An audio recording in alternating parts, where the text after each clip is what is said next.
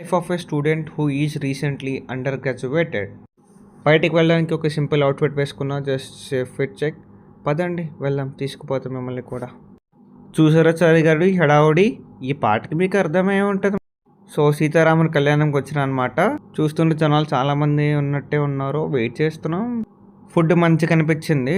Sunday night plan చేసాం, గ్రౌండ్లోకి వచ్చాం meetup కోసం. ఇంకెవ్వరు రాలేదు, ఇంటికి వెళ్ళి పిలుచుకురావాలి. ఒక్కొక్కడు ఇంటి నుంచి దిగట్లేదు, పైన ఉన్నాడు వాడు కిందకి రావట్లేదు. వీళ్ళేమో ఫోన్ చేసి ఆడుకుంటున్నారు, రా అని చెప్పి. వాడు కింద రావట్లేదు, వీడేమో ఇంకా తిట్టాడనమాట ఫోన్ చేసి రా అని చెప్పి. ఇంకా అలా పెట్రోల్ కొట్టించుకున్నాం. తెలుసుగా వాయిస్ ఎక్కడన్నా గోల అక్కడ కూడా ఫైట్ చేసుకున్నారు, ఎందుకు ఇంత లేట్ చేసామని చెప్పి. మేము ఎప్పుడు బయటికి ప్లాన్ చేసినా వెదర్ ఇట్లాగే ఉంటుంది. ఇంకా అట్లా వెళ్తున్నామాట రోడ్డు పైన. ఏమైనా వెదర్ బ్యాడ్ లక్, ఇంకా వెదర్ ఇట్లాగే ఉంది. ఇంకా వెళ్తున్నామాట ఇట్లాగే సరదాగా మాట్లాడుకుంటూ రేస్ చేసుకుంటూ సరదాగా అనమాట. ఈ ప్లేస్కి ఎప్పుడు వచ్చినా వాటర్ ఉండేది, ఫస్ట్ టైం వాటర్ లేదు, సమ్మర్ కాబట్టి. ఇటు పక్క లేదు, సరే అని చెప్పి కెమెరా అటు తిప్పా, ఏమైనా ఉంటుందేమో అని చెప్పి.